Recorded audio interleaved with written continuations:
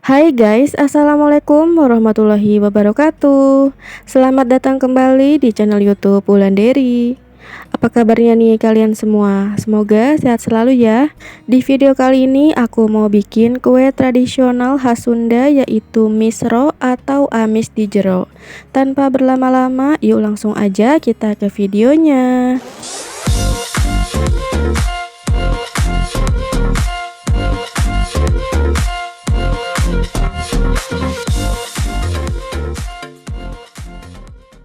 Oke guys, di sini aku sudah siapkan bahan-bahannya. Yang pertama aku udah beli singkong.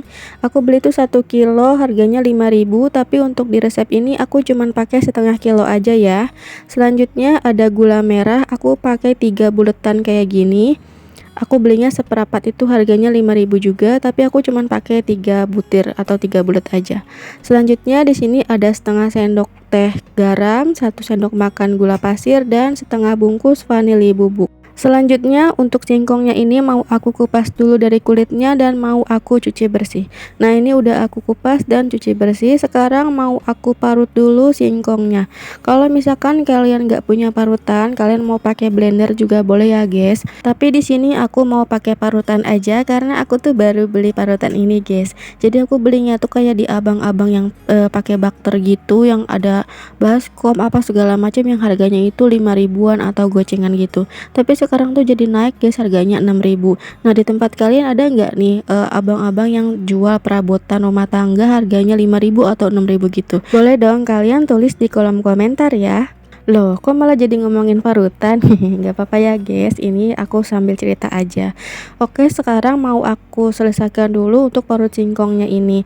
Nah, tips dari aku ini tuh jangan diperes lagi ya guys ya. Nanti tuh takut kandungan kanjinya itu berkurang gitu loh. Kalau aku nggak diperes ya guys. Nah, selanjutnya sekarang mau aku masukkan untuk gula pasir, terus vanili dan juga garam.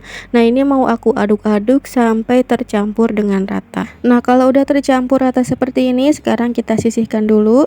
Dan sekarang aku mau iris-iris atau sisir dulu untuk gula merahnya ini.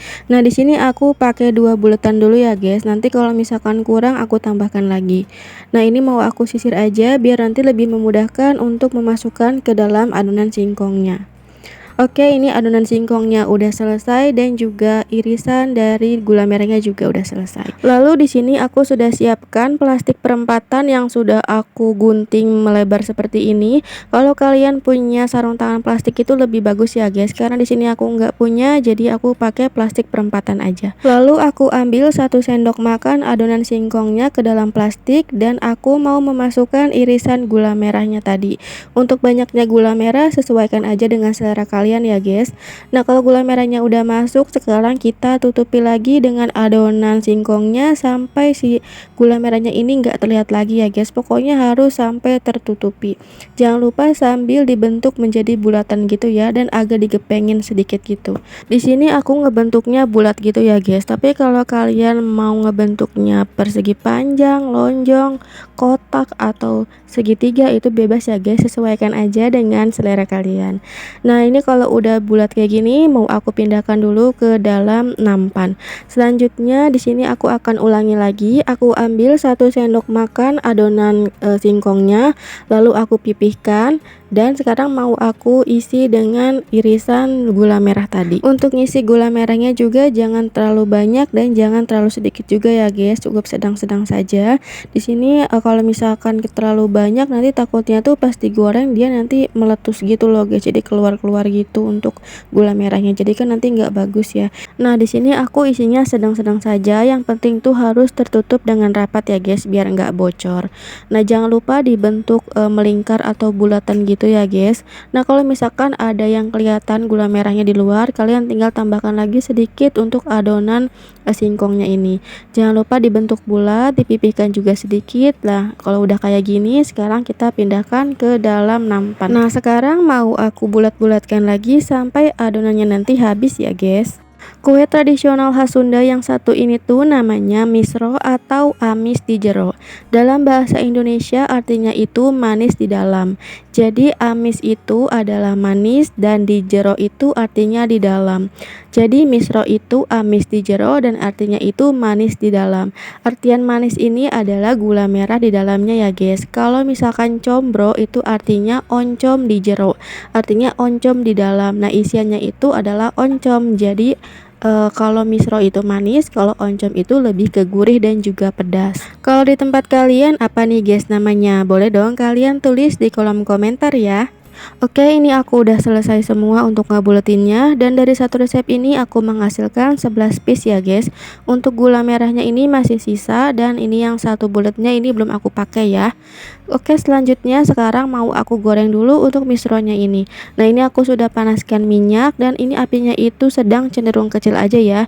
Nah, ini sebelum dimasukin ke minyak panas ini tuh kita bentukin bulat lagi ya guys dan pastikan gak ada gula merah yang terlihat di luar gitu. Pokoknya harus tertutupi. Kalau dipastikan sudah rapi dan gak ada yang keluar gula merahnya, baru boleh dimasukkan ke dalam minyak yang panas. Nah, tips selanjutnya biar hasil gorengannya ini cantik dan gak ada yang meletus atau beleber si gula merahnya, ketika adonannya ini masuk ke dalam minyak panas, usahakan kalian jangan bolak-balik dulu. Udah kalian diemin aja sampai nanti tuh kokoh dan juga di bagian bawahnya itu dia warnanya agak kuning keemasan gitu.